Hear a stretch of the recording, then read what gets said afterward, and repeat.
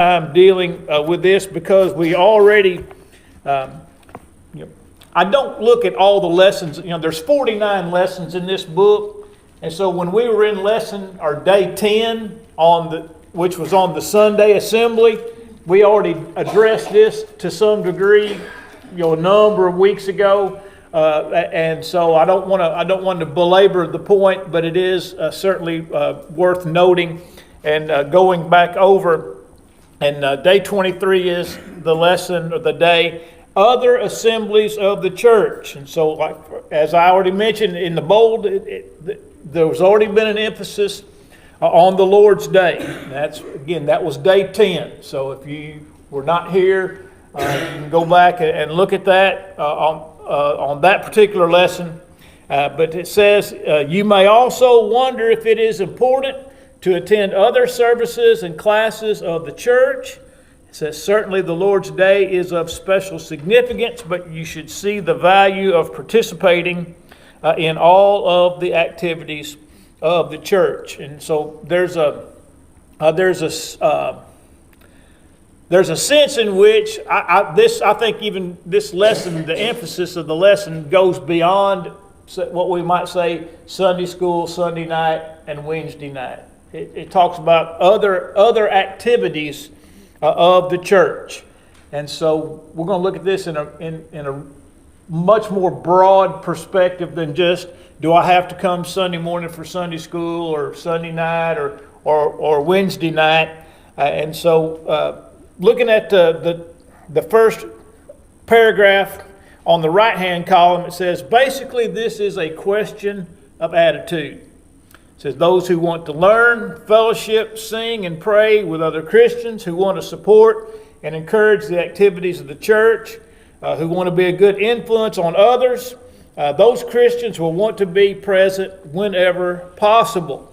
And this says, on the other hand, not desiring to attend on Wednesday night or during, it talks about evangelistic series, that's what we'd call a gospel meeting, is a sign of the wrong attitude towards spiritual things. By the way, it's totally coincidental, but we will talk about some of this and discuss some of this in the morning assembly, in the sermon this morning.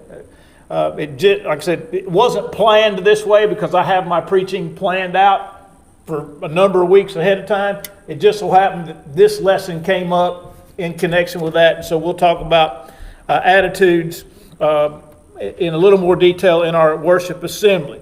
It says in bottom of page 35, says we live in a sinful world. 1 John 5:19 says that the whole world lies in what? Don't everybody answer at one time. The whole world lies in wickedness. That is the word. The whole world lies in wickedness. Now, what that tells us is that any time, or many of the times, much of the time, that we are separated from our brethren, and perhaps outside of our homes, that we're going to be surrounded by wickedness. Whether we are at work, whether we are at school, whether we are out and about on vacation, in forms of recreation such as sporting events.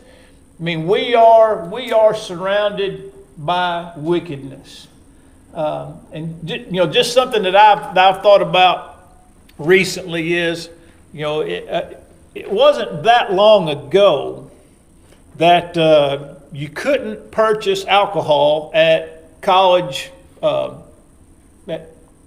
basketball or football games. And even before then, the environment really wasn't that great. All right, and then it didn't get any better, when those things were added, and a lot of what is glamorized or glorified or upheld as desirable, that surrounds, and I'm speaking specifically of colleges and universities. I'm not talking about high school and whatnot, But a lot of what is held up as a tradition or whatnot are not good.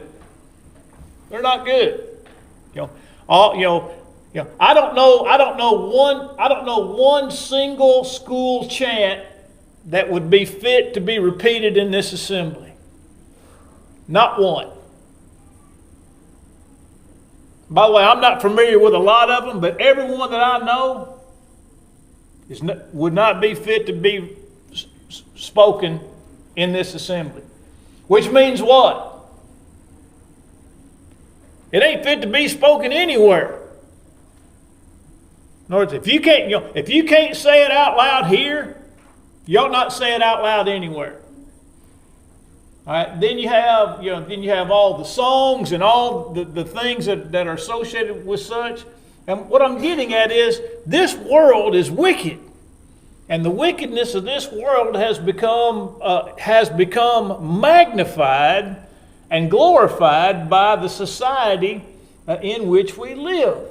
And so, what goes on in these places is only an extension of what is going on outside of those arenas or stadiums. And I'm just simply saying this to help us to understand, and I believe this, we live in a great place. I've lived, unlike most of you, I've lived in a number of places across this country, and this is the best place I've ever lived, and there's no close second, not even my hometown. All right? And I'd put, of all the places I've lived, I don't even know I'd put Dexter second. All right? And I love my hometown. All right? But as good as we have it here, we still live and walk among wickedness every single day when we are out. You can't go to the grocery store, you can't go to Walmart, you can't go to a restaurant without being exposed, to just about every form of lewdness and ungodliness. And so I'm saying this because I want to emphasize the fact that probably we've become desensitized to the world around us. We can see that it's worse in other places, and so we're thankful for where we are, and like I said, we should be, but we really don't think about how bad it is. I think about like where Brandy works. That's a difficult place to deal with difficult people. Think about where Luke works. As they said, ain't nobody in there for singing too loud in the choir. And so we have to understand the world in which we live, and I think in some ways we've become desensitized to it. And so I said all that to say, one of the few respites that we have from the wickedness of the world are the assemblies and the activities of the church. Now look, we can obviously separate and withdraw ourselves from the wickedness of the world for example, by going to our homes. Right? I mean, home can be a refuge from all of that. But in the assemblies and the activities of the church, it's more than a refuge. Because when I think about a refuge, I think about a hiding place, right? A refuge from the storm. I'm thinking about a hiding place. But the assemblies are more than a refuge. They're more than a hiding. It's a place where there are people who are minded like you are, who are going to encourage you. People who think like you think. People who share your values. People that you can just, if for nothing else, sit across the table and talk to about whatever it is that you want to talk about and be encouraged. Whether you're talking about your families or whether you're talking about your hobbies or whether you're just having a conversation, those times are encouraging. In other words, I'll just give you an example. I talk to Bill Burke a lot. a lot. And not as much recently in recent weeks and months as normal, but people would still probably say that Bill and I talk a lot. And that would be true. But Bill and I don't have to have some deep theological discussion about some passage of Scripture for me to be encouraged by our conversation. Right? Now, do Bill and I get together and talk about Bible passages? We do, a lot. In fact, I sent him a message this morning about a passage that I've been studying that we'll study tonight, Lord willing, in our Sunday night Q&A, that I've come to a different conclusion than the one that I've held for 35 or 40 years. But I'm gonna bounce it off Bill before I bring it. And we're still going to study it even if Bill doesn't agree with my conclusions. All right? But the point is that we can talk about anything and be encouraged. Whether we're talking about his girls, or whether we're talking about my grandkids, or whether we're talking about somebody that we have in common. And so our assemblies are more than just a refuge. They are a source of strength and encouragement. And can be doubly so if the conversation turns in a direction where, hey, I had a really, this has been a bad week for me. This happened at work, and this has really been bothering me. Or, this has happened in my family, or this has happened with regard to my health, and this has really been weighing on me. And then you just talk to somebody about it, who shares your faith in God, who shares your values, who loves you and wants you to go to heaven, and there's encouragement there. So these others, and when I say other assemblies, I'm talking about Sunday night fellowship after our singing, or the assemblies sometimes that we have outside, and we have our fall singing, or whatever it is that we might have, or. All of these things are for our edification and encouragement. And look, I'm not saying you're sinning if you don't stay and eat. That's not what I'm saying. But what I am saying is you're missing out. You're missing out. Your kids are missing out. There's just no other way. There's just no other way to say it. And I understand not everybody can stay for everything. You have, other things come up. You have other plans. You have other obligations. But to just deliberately not desire to be in those types of assemblies, to me is a problem.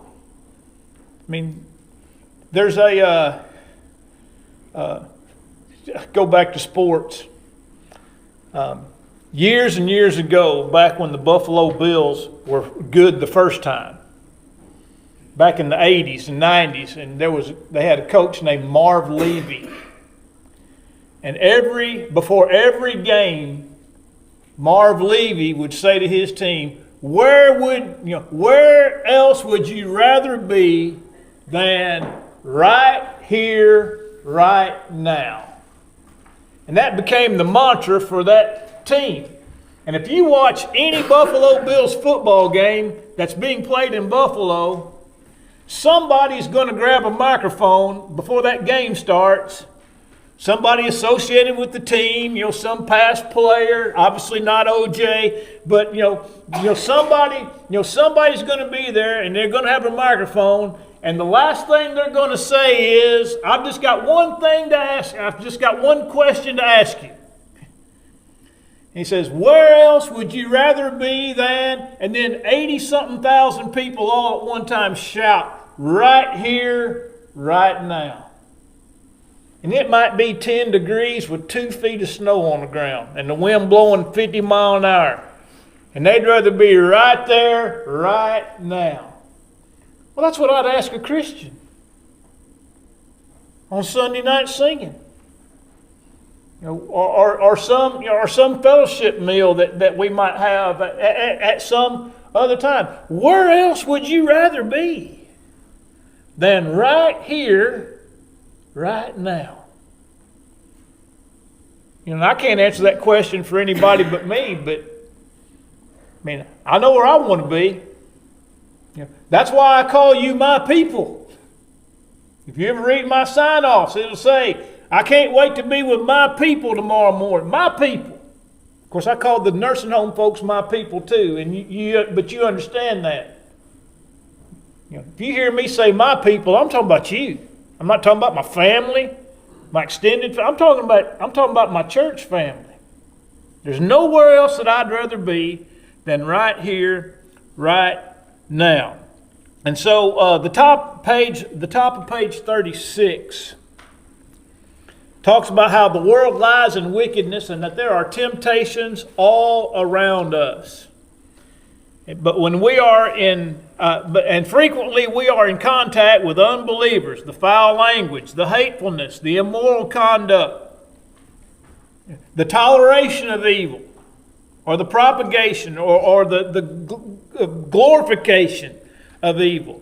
It's a wonderful thing to be able to come together and to sing and pray and study the Bible with people of like precious faith. You come in the middle of the week, the Wednesday night service bridges the gap from Sunday to Sunday. Rhonda used a term, and now I've forgotten what it was. The first word is spiral. I think it's called spiral review. I don't see Shannon here either. I was going to ask Shannon or Stephanie. But there's a thing that the teachers do. It's called a spiral review. And Rhonda says we do it every Friday or whatever day. He says, and what it is everything we've studied from the very first week comes back. And there's going to be a question about what we studied the first week of school. And there'll be something about maybe what we studied the second week of school. In other words, everything that's been studied is brought back to mind. In other words, it's put back in the. So what's the point in that? That's right. Refreshing. Put it in your memory. Help imprint it in your mind. If you're studying a certain type of pronoun or a certain type of verb, because Rhonda teaches English, all right? If you're not aware of that. And so every week, those things circle back around and bridge those gaps. Repetition. One of the deacons in the church where I grew up in Dexter was the band teacher. And Mr. Jones, Howard Jones, everybody called him Mr. J. And Mr. J always said there's 3 ways to learn. Repetition, repetition, and repetition. That's what he always said. And there's a lot of truth in that. And so, we think about, what purpose does the Wednesday night service serve? By the way, it's more than just studying something different on Wednesday than you've studied on Sunday, although that's a big part of it, because it's hard to cover the whole Bible, especially if you go as slow as I do sometimes. Right? But we're studying different things. We're having the Word of God brought into our mind. But it's also, again, bridging that fellowship gap, bridging that encouragement gap. Who doesn't need a shot in the arm to get through the week? I know I do. And so, these activities it's more than just this. And again, I'm not minimizing these things, but it's more than just the singing and the praying and the study. It's all of the other things that are involved with those things. I guess it might have been I can't remember if it was last Wednesday night or the Wednesday before. We usually get out on Wednesday night about 7:35, maybe a few minutes after. It depends on how many boys we have to lead, but you can count on. We're going to be here from about 6:30 to 7:35, maybe 7:40, and it was either last Wednesday or Wednesday before. Man, it might have even been both of them. But I remember I was doing something up here at the front of the building, and I looked up, and it was like 5 minutes after 8. and there's still 6 or 8 people standing back here at the back of the auditorium talking. You know, and it struck me. You know, they wanted to be here. They wanted to be with their brethren, and just sitting in the pew for an hour and 10 minutes wasn't enough. We're going to stay and we're going to visit. We're going to talk. By the way, you think they talked about anything particularly important? Probably not. Probably not a lot of deep theological discussions going on in the foyer at the back of the auditorium. You reckon it was encouraging, strengthening, edifying, all the above? You see? Now, second paragraph, I want to move to this. The elders have the responsibility to see that members are fed with proper spiritual food. They see the value in the various classes and services and recommend and urge that members attend. Elders are not dictators and have no right to make unreasonable demands, but every member should carefully consider the advice the elders give. This reminded me of being at the church at, wasn't Quasi-Matin, and I guess it doesn't matter because even if I could remember which one it was, you wouldn't know which one it was. But that church met 6 days a week. I think the only day they didn't meet was like on Thursday or Friday. There was something going on in that building 6 days a week, and it was hand painted on the sign out in front of that building. Sunday worship, Sunday school, Sunday worship, Sunday night worship, then Monday this, Tuesday this, Wednesday this, Thursday nothing, Friday singing practice, Saturday Bible class. I mean, it was literally painted on the sign out front. They met 6 days a week. Now, I don't think for a moment that the church leaders there expected every member to be there all 6 days a week. But what was going on was it was providing an opportunity. It was providing an opportunity for those brethren to grow at times other than the regular Sunday assemblies. And it just struck me. Can you imagine a church in the United States that had something going on in the church building 6 days a week? 6 days a week. And how well or how poorly those things might be attended. Again, I'm not saying that you'd have to be there 6 days a week to be faithful. But it shows you where some of those folks' priorities are. And by the way, 4 nights a week is not uncommon in Ghana. 4 nights a week is not that uncommon. But elders are and should be aware of, for example, the demands that people face every day. People's work schedules and whatnot. But there also needs to be some planning. There needs to be some planning. It always amazes. I'm gonna nitpick here for a minute. It always, I say, amaze is not the right word. Makes me scratch my head whenever I go to a gospel meeting somewhere, or even here, and hear somebody pray about the elders having the foresight to have this gospel meeting. When they've been having a gospel meeting on that Sunday for the last 100 years, and everybody in the area knows that such and such church has their, and by the way, I'm just going to use Barn Creek as an example. Everybody knows Barn Creek's meetings are 4th Sunday of July. If you've lived around here any amount of time and you've paid attention, you know their meetings are 4th Sunday of July. And you also know that White House's meeting is the 1st Sunday of August. I mean, you can go around, and if you've paid attention around here, you know our fall meeting's always the 1st Sunday of October.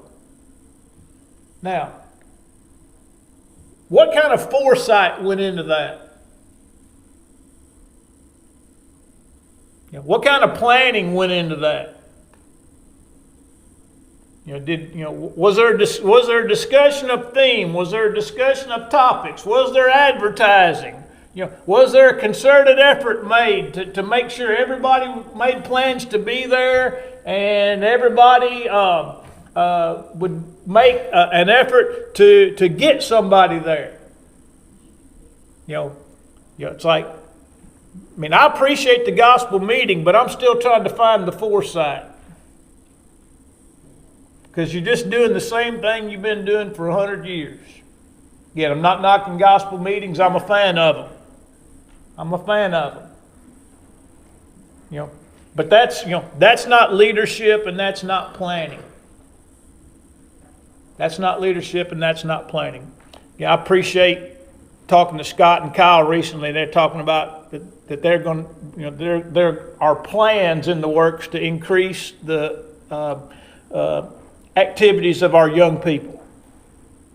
All right. So the discussions are underway. But now there has to be plans, and in order for there to be plans, somebody's going to have to get a calendar out. And somebody's going to have to figure out what, all right, so we have plans. All right, well, what are involved in those plans? Are we going to do something every quarter for our young people? Are we going to do, and so it's not just a matter of some repetitious activity. It's about having plans. And that starts at the top. By the way, Scott and Kyle don't have to have permission from the elders to make plans for the young people, right? That's kind of their work as deacons. They're deacons over the youth. But there has to be some level of planning, has to be some level of thought given. In order for these ideas to become plans, and for the plans to become reality. I'm convinced that one reason that, and I'm not talking about here specifically, although it would include here, as a general rule, most people who do not attend outside activities is because they haven't seen any effort to make that activity something that's profitable. And again, it's just something we've always done. There's been no thought, there's no effort going, it's just what we do. We're the such and such Church of Christ, and this is what we do. And this is when we do it. I think people would do better if there were, what would I say? Well, not only just plan, but if we were more intentional about what. By the way, there's nothing wrong with doing what you always do, but be intentional with it. By the way, does anybody know what any plans are for this church for this year?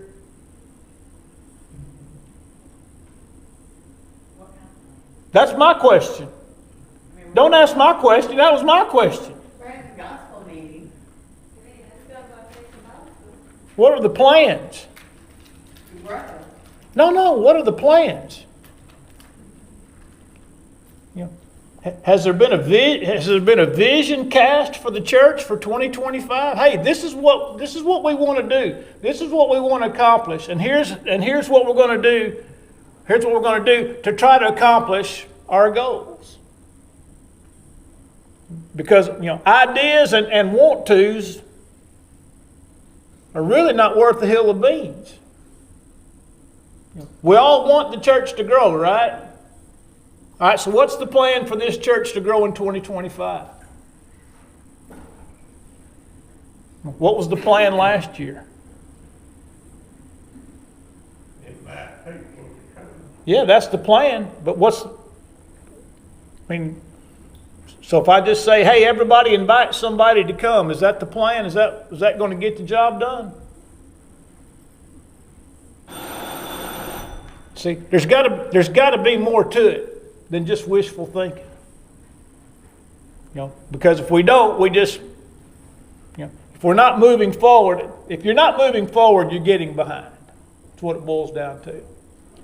And so as we think about these activities, we need to think to be more intentional about what it is that we're trying to do. And I think what you see is that people will be more involved when they see that at least more than 5 seconds of thought went into pulling it off. That's just my opinion. All right, we already talked about I guess 1, 2, 3, 4, 5, our encouragement to others. Then there's just to mention about how our kids go to school for about 30 hours a week. And they spend, at best 3 or 4 hours a week in the assemblies of the church, in the formal assemblies of the church, provided that they're here every single time. And so, 10 times more time in school than in the assemblies. Again, provided that they're there every single time. We got our work cut out for us. We got our work cut out for us there. And families have their work cut out, which means there needs to be more instruction at home than just what they receive in Sunday school and Wednesday night. The bolded part down at the bottom says, except where circumstances prevent it, you will see the strongest, most dedicated, and fruitful Christians are present at every service. So when we quit growing in Christ, we start dying. That's what I just said. If we're not moving forward, we're falling backward. We need to pray continually for spiritual improvement and enthusiasm toward every opportunity for training and growth. All right. I thought I'd get through that faster, but I didn't. So Lord willing, next week we'll start day 24. 24. By the way, I'll make mention of this. Kyle is preaching at Thornhill this morning, and this is the third and final commitment that he has